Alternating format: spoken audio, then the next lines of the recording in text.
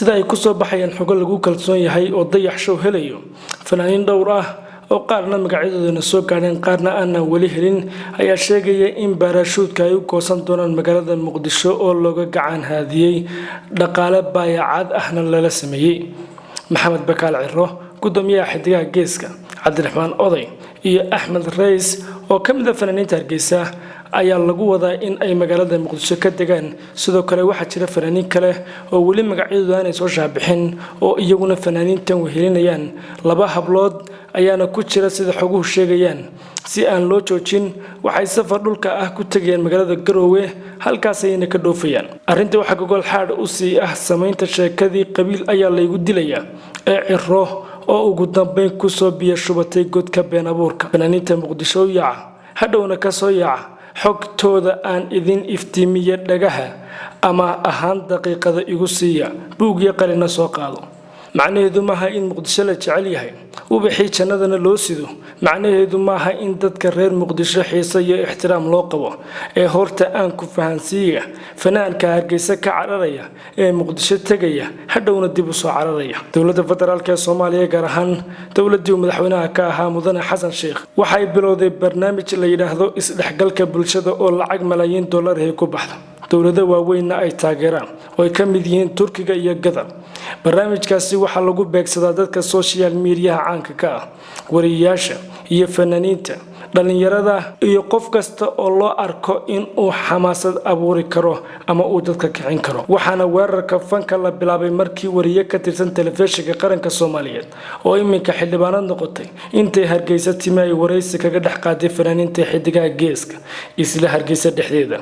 ku darso telefishinka wareysiga qaadaya hadda waa telefishinkii dowladda Soomaaliya. dowladda madaxweyne Farmaajo ayaa sii xoojisay barnaamijka isdhexgalka. waxay iyadu xoog ka saartay fanaaniinta waqtigana dardar ayay gelisay. dowladda Soomaaliland waxay dhisaysaa xidigaha geeska inkastoo aad moodo inay waqtigan fankii ka jeesatay marka loo eego dowladii hore. dowladda Soomaaliya waxay doonaysaa burburinta kooxda si taa beddelkeeda fanaaniinta ugu caansan Soomaaliland loo keeno Muqdisho iyada oo loo adeegsanayo dhaqaale. fanaanka, wariyaha ama ninka ujeedada leh ee Muqdisho imanaya kuma imanayo jacayl uu Muqdisho shacabkeeda u qabo, laakiin waxa qorshihiisa ah in uu lacagtaasi la kala shubayo jeebka uu ka soo buuxsado. markuu dantiisa dhaqaale soo dhameystana waxa uu dib ugu soo ordaya Hargeysa. shacabka Hargeysa waxay ku war helaan fanaan hebel ayaa idinka tago idin caasiye markiiba waxay aaminayaan in uu cadowgooda noqday. shacabka Muqdishona waxay ku baraarugaan fanaan hebelkii shalay u yimi ee ay boqoreen oo dib iyaga ugu saxarooday. sidoo kale shacabka Muqdisho waxay ku war helaan fanaankii shalay Muqdisho yimi oo maanta Hargeysa lagu xidhay ama qofkii kale ee Muqdisho tagay oo Hargeysa lagu xidhay. taasna iyaga la yaab ayay ku tahay markastana su'aal ayay ka soo saaraan.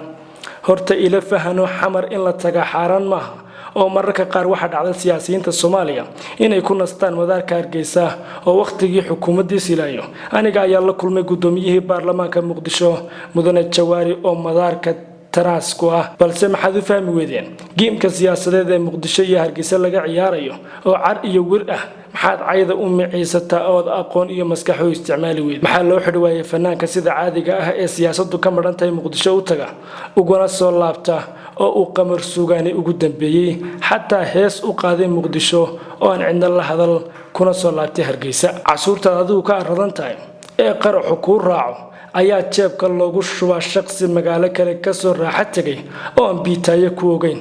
adigu se maxaad faa'iido ku qabtaa? geemka waxa wada ciyaaraya kooxda siyaasadda ee Soomaaliland iyo Soomaaliya waana keentay in shacabku jaha wareeraan kadibna ay cay isku miisaan iyaga oo hal fahansanayn. Hargeysa way dulman tahay oo nin ay koriso kaalin gelisay ayaa caasiyay.